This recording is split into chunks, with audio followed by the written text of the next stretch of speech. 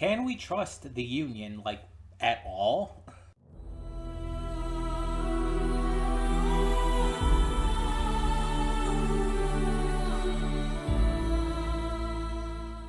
Hey everyone, welcome to Princess Gay. I'm your host Connie, and today we are here with my blind reaction to episode 3 of Undead Unluck. So last time we met more representatives from the Union, this organization that is basically hunting down and taking out anyone who has these powers. They're called like reversers or something like that. But because of the fact that these people have these powers, the Union is also utilizing people with these powers. They have a set of 10 people at a time, and they can welcome in new members, but the old members have to either leave or die. Which, probably considering, is practically the same thing. Like, if you leave, you probably are going to be hunted by them anyway, so... But yeah, it's the only way for them to be able to survive. So Fuko and Andy end up kind of stumbling into an opportunity to join. And right now only one seat is available because they managed to kill one of their pursuers. But the baby-faced muscular cutie who survived, who we still don't really know his true powers, he's basically like, okay, listen up. We're going to have this dude's going to be going over to this lake. I believe it's in Russia. And you meet there, take him out. The seat is yours. You'll have 2 seats. I'll put in a good word for you. All Gucci? And so it seems like they agree. And yeah, they head off using Andy's contacts, which makes sense that he would have after living for so long, and are ready for the next part of their little adventure, I guess. Now, we also had the part where Fuko was offering to fuck Andy in order to create, like, the ultimate bad luck. She was willing to give that up to him, but he was, like, strongly against that, showcasing Andy's moral compass, showing that he's not willing to sleep with her just because she's desperate and scared, that he'll only sleep with her if she truly falls in love with him and if she consents, which is really cool. It's good to see that this guy who's kind of crazy, kind of wild, kind of like a maniacal madman of sorts, does have a moral compass that he is sticking to. He actually got angry at her for even suggesting that. He got genuinely upset and told her he would never do that. And I have to respect him greatly for that. I think that's like something that is really cool to see. Because I feel like there's a lot of other anime out there that would, have him go for it.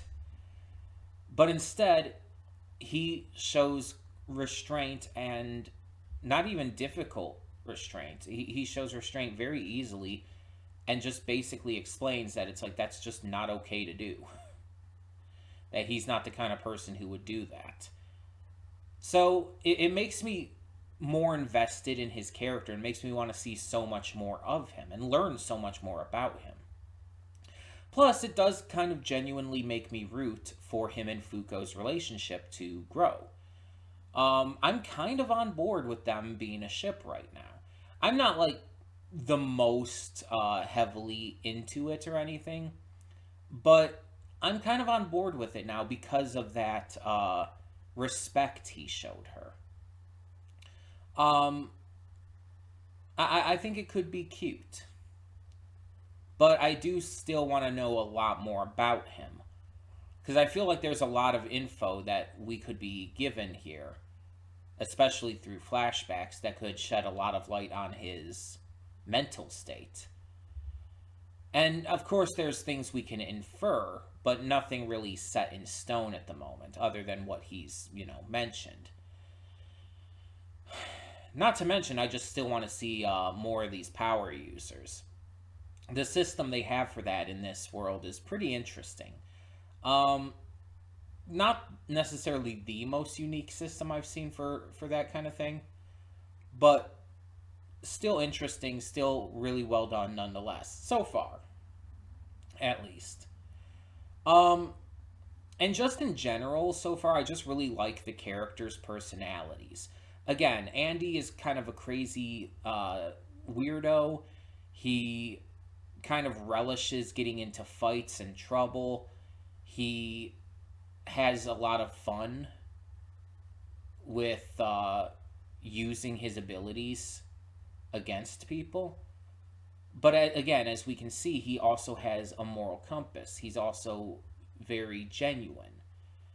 And he does want to help Fuko here. And he's not going to do anything that would take advantage of her. While Fuko herself is fucking adorable. She is a little cutie pie. And the fact that she is so traumatized and fearful because of what her ability does also adds layers of depth to her that I really like. You would know if you've watched this channel for any length of time. If you haven't, welcome.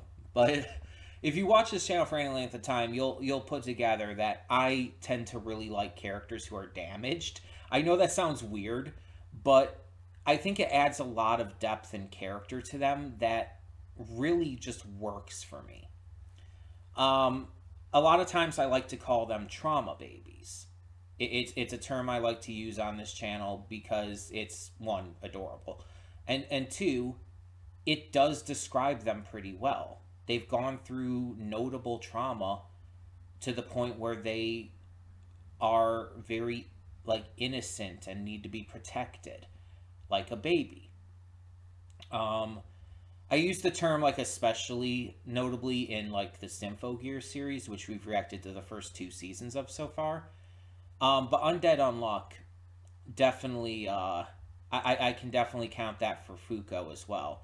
She is absolutely a trauma baby. The shit she's gone through because of her abilities, her parents' deaths and everything. It's yeah, girl is definitely going through some shit. I mean, she was willing to kill herself. She tried to kill herself in the first episode. She finished her manga series and she was like, okay, that's it. I can die now. It's a person who's well adjusted doesn't say that. As someone who is not well adjusted, as someone who has been suicidal, I can attest to that pretty strongly. Someone who is well adjusted does not go from reading and enjoying their favorite manga to be oh well, time to kill myself. No. That's the reaction of someone who is deeply traumatized and in a lot of pain. And a lot of people don't realize that it doesn't always just manifest as pure sadness and moping around.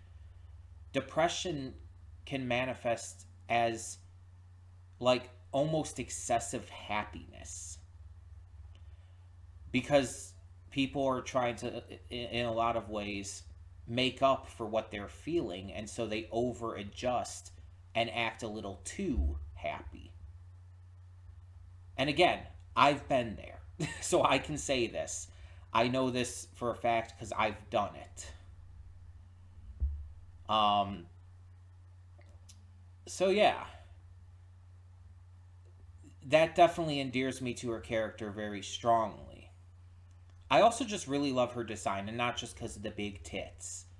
I think her design is just really well crafted. The hat, her outfit, they work well together. The specific color combination and whatnot.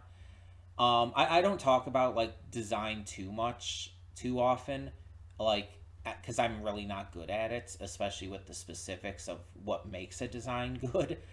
I can just tell you if I like it, if it's something that just personally appeals to me in terms of fashion, in terms of their physical traits and whatnot. And Fuko's definitely is well made to me, well drawn. Andy's too. Andy actually has a great design as well. I think that he really feels complete as a character in terms of his physical attributes. I think they really nailed that, the original creator of this. Um, so I'm really excited to see more of these character designs that we get. Because, like, I mean, the one guy last episode, the baby faced guy with all the muscles, was pretty silly in terms of design. But I feel like it works for this world. I feel like it works for just the concept of the world that these characters live in. And I'm hoping we get a lot more of that fun, like, design work. So, either way, we're going to get this started, see what this episode has in store, and hope for the best. So, yeah. When the screen fades to black, pause this redirect and go to the description below. Follow the link to the reaction, and after you watch it, come back here to the redirect and resume play. Because after it fades to black and then fades back in, everything from that point forward will be my afterthoughts and will contain spoilers to the episode. So, that being said, thank you so much for tuning in, and I will see you at the reaction.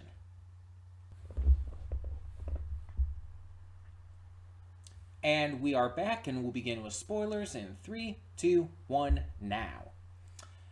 So, yeah, ends up that the one that we come in contact with is, at least out of the ones that Andy knows from the Union, ends up that she's the most troublesome. This girl, I don't think we got her name, did we? Oh, wait, no, Gina. What am I talking about? I'm like, I don't think we got her name. I mentioned her name when he was writing it on the wall and shit. and then it just mentioned it again. Her name is Gina. Gena, though. Gina was the one who captured Andy 50 years in the past. She brought him to the Union where they experimented on him and everything. And her powers are barriers. And it seems like they work the same way as Barto from One Piece. If you don't watch One Piece or don't know who the character of Barto is, basically that is his devil fruit power. The Berry Berry no Mi allows him to create barriers. And he can create them like a solid wall in front of him. He can create like a dome around him, or even like circular bubbles. He can create stairs out of his barriers that you can climb up and down. All kinds of stuff like that. He can do anything he can really imagine with them, in a way. And they're completely unbreakable. And it seems like Gina here has the same abilities, pretty much. It seems like her abilities are practically the same as Bardo's. So that's really interesting. But that also helps me understand her abilities, too, as a viewer, because I have something to directly compare it with. So she can create barriers, and she is very clearly very skilled at it. She's also extremely old, despite looking like she's, I don't know, in her young 20s. Because 50 years ago, she looked exactly the same. And there's got to be a reason for that. It can't just be a barrier thing. Because I don't see how her abilities could do that. But it looked like after Andy called out her crow's feet, it looked like her face like cracked. Like she's wearing a mask or something. I'm wondering if maybe that could be like someone else's ability. I don't know. Raises a lot of questions, though. Because she doesn't look like she's, like, in her 60s or 70s, whatever age she would be at this point. And she doesn't act or sound that way either. So either someone else's ability is keeping her from aging, she's wearing some kind of mask or something, or her own ability somehow has some effect on this. And I don't even begin to know how. Or, actually, there's another option. Experimentation by the Union. The Union did some kind of experimentation on her that caused this effect. Whether just, like, messing with her physical aging or just keeping her from aging in general. I don't know. But yeah. There's some interesting aspects to this. We also know that she loves Andy. She did say that. Um, she seems to dislike change. She prefers when things stay stagnant. And she has an interesting personality. She's not like crazy like Andy, but she seems like very much a high energy wild child type of character. But also shows signs of like anger and whatnot, like when Andy again calls her out for having crow's feet. She gets like clearly upset by that. Maybe a little bit of vainness. Is vainness the right word? No, vanity. Vanity would be the right word. A little bit of vanity in there. She's an interesting character for sure, and her abilities, I can see how those would be extremely difficult to deal with. Because, like, obviously we saw that when she captured him, she did so by bubbling up his head like that. And if her barriers are unbreakable, that means if he tried to reform while inside that bubble, it would have disastrous consequences for him. Now, mind you, he can keep reforming, but he can't break out of the bubble. He'd basically have to be stuck in a loop of reformation without actually, accomplishing anything. So that's a really intimidating ability. Not to mention she can use it, as we've seen, to like raise up entire chunks of, land and lake and everything. She is extremely dangerous. On top of that, we find out more about like a couple of the others. There's also a member who can create like unbreakable swords and everything, one of which Andy has. And there's a member who's like he wasn't a scientist, it was something else.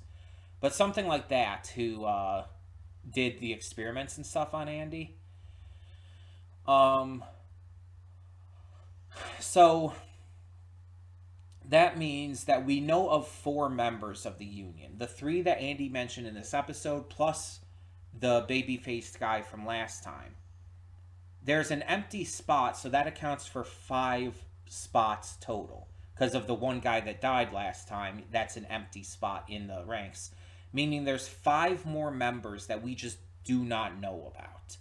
There's 5 members of the Union's again, it didn't say the word in this episode, reversers or something like that. But there's like 10 of those in total, so we've only met or heard about 5 of them, which is pretty quick considering we're only in episode 3. But with the way this series goes, that doesn't surprise me. We see in this episode that their abilities can also be used in creative ways, which is why showing Gina and her barrier abilities is a fantastic choice here. Because when you're trying to focus on these characters using their abilities in really intelligent, smart ways, an ability like that is perfect for showing off that concept.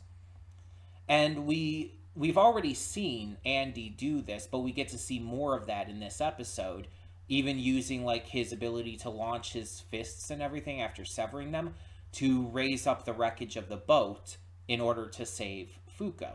Stuff like that is just really cool utilization of his powers. We even find out exactly how it's done, because he severs the arm just enough to where he can reform it from the stump. And when he reforms it quick enough, it launches the rest of the hand like outward, creating a projectile attack. It's a really cool utilization of his ability. It just really is. And he goes on about like how they need to find out how to utilize Fuko's ability. While it's something she can't like actively control, it's more of a passive ability. Andy's going all about how, okay, so we need to find a way to utilize it with different types of skin contact, different factors in relation to that. It's like, you remember how you pulled down that lightning and that meteor? It's because the amount of skin contact and everything you had, there was nothing around that would be pulled in. That was the right. That was right for the amount of skin contact and everything that was had. And so he figures out a way to utilize this and even puts it into action. After saving her from the wreckage of the boat, he gives her CPR. And in order to do so, he has to touch the titty. I mean, she's all embarrassed about it, of course, and that's fair. But it was literally to save her life as well as to utilize her ability to save them both. Honestly, as weird as it is to say, he was 100% in the right to do that. Again, even if just to save her life, even if it wasn't to utilize her ability, just the fact that it was saving her life. CPR is kind of necessary in that way. And the fact is, her breasts are large. They just are. They would be in the way of that. So him, like, yeah, pulling up her bra and pushing her breasts aside so he can get in there to do the chest compressions, yeah, that was right of him to do. He did the right thing there. And then the mouth to mouth as well. It's like he had to do that. And yeah, of course, it's going to be embarrassing to her. But it literally saved her life. And that was part of the purpose. As well as it saved both of their lives by helping them be able to stop their pursuers, at least temporarily. So again, I think Andy was 100% in the right. And he's not like going about like, oh, I did it just to touch the titty and everything. No, he basically is like saying, no, I just did it because I had to get in there. I had to be able to do the chest compressions, and your tits were in the way. I had to move them aside.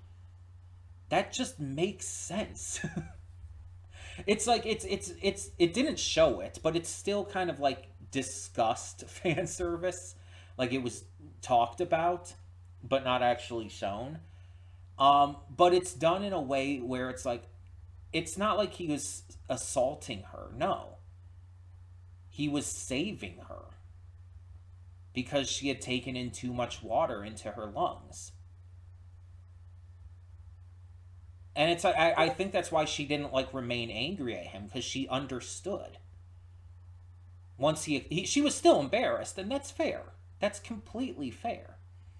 But once she understood what was going on and the fact that he did it to save her and to, again, save both of them from their pursuers, that's why she didn't like get angry or yell at him anymore or anything like that. Because she understood that it was necessary. And it worked. It worked as well. It helped them. So, hey. I'm also kind of glad they didn't show it, though. Because it's like, you didn't need to. You wouldn't need to show that kind of thing. It just wouldn't be necessary. And on top of that, it's like, it could have looked pretty bad. If you try, even if you didn't like show details, which sure, I doubt it would. It's not an ecchi show. Even if you didn't show all the detailing and whatnot of her breasts and whatnot, just still showing him kind of doing the act could be construed by a lot of people wrong. So I think it was right the way they handled it. Now, I don't know how it's handled in the manga, but again, I think they did it right. We also have the fact that apparently Andy is going to be bringing back a friend of his who apparently is a chef. He owns a restaurant and everything, and So Andy, kind of out of nowhere, even before explaining things, asks Fuko, "Is like, is there any food you don't like?" And I know it's such a small thing, but I really like that he asks her stuff like that. Like when they're first gonna, like last episode, when they're gonna like head out to Russia, first of all, he's like, "How old are you?" And she's like, I'm 18." And he's like, "Okay, you're old enough to drink in Russia." And it's like he wanted to make sure. He was checking on her. And here he's asking, "Is there any food you don't like? Like what are you not into?" And she's like, her first thought is wasabi, which, fair enough if you're not into that kind of thing. I like wasabi, but um but he's like, "Gotcha." He was checking because his friend is a chef and he wants to introduce her to this food. He wants to know what she doesn't like because he wants to make sure that she doesn't have that. That's honestly kind of cute. That he's checking on her like this, that he's making sure on things for her. He's trying to make her comfortable. Like, he goes on about at times, like, very crassly. It's like, "Oh, you're saying you're going to cop a feeling?" He's like, "Yeah." And it's like, I think he's. I think it's part of him just being kind of, like, kooky and crazy. But I think he's also kind of joking around there. It's like, yeah, he technically speaking copped a feel when he had to perform CPR on her. But again, that was for the sake of saving her life. That's why he did it. And it's kind of implied that he didn't do anything else. I think he likes to mess around with her because that's just his personality.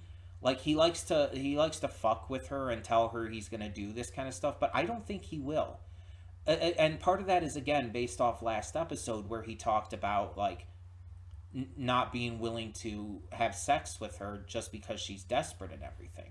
That he wants to make sure it's consensual and that she, you know, um, wants to do it. That she genuinely falls for him. So I think when he says like crass stuff like that, I think he's just like fucking around. And I've known people who are like that. I have very much known people who are like that. And believe me, I can get very annoyed by them as well. It's a lot to handle, and if you're not like in the right headspace or the right kind of person for those kind of jokes, it can be bothersome. But there are people like that who just that's how they joke around. They say crass, rude, kind of terrible stuff sometimes. And they don't mean any true ill intent from it. They're just idiots. And Andy is definitely that kind of character, I feel.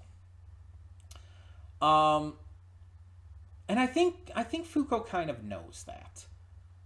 I think she's just, she's so easily embarrassed and freaked out and, traumatized that in the moment it kind of upsets her when that kind of stuff is said or whatnot. It's like she's just not used to that kind of brazenness because, as she put it, she's a shut-in, and she's been a shut-in for half of her life, pretty much, a little over, because of what happened with her parents and because of her horrible abilities.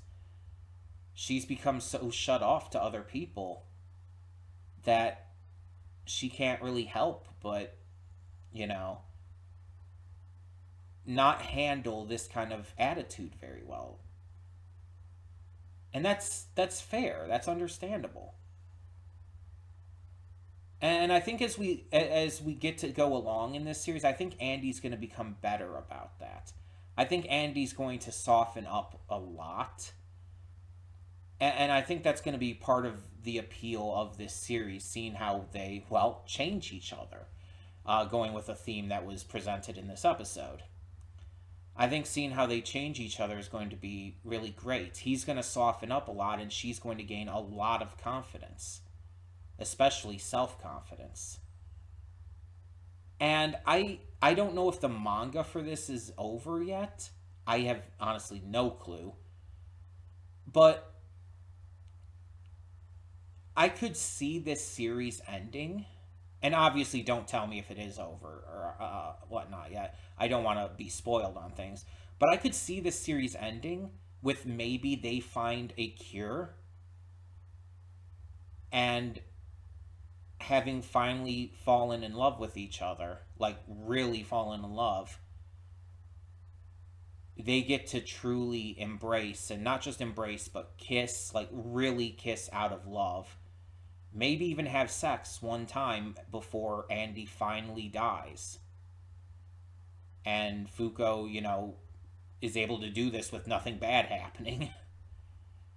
I think that would probably be the most positive, like happy ending possible. But I don't know if they're going to go that route. It's hard to say at this point. I could see this series going for more of a realistically dark ending, but it's again, it's hard to say. I want it to have an happy. I want it to have a happy ending though. Just the fact is, I already only 3 episodes in, am rooting for these characters. And so next episode, we're gonna get to see them fight Gina, and I'm thinking they're probably gonna get help. I don't know if this chef friend is also going to be a power user or not. But if he is, that could help out. And if not, I'm going to be interested to see how they try to fight her. Because her power is so, like, insane. Like, again, even Andy said she was the most troublesome one that he knew about. So, maybe they won't defeat her. Maybe she'll, like, escape. Maybe she'll leave or something. That doesn't quite seem like her, but if she's ordered to. I don't know. We'll see. But in the meantime, tell me in the comments below, what did you think of this episode of Undead Unluck? And for now, I'm Connie, and I'm signing off. See y'all next time.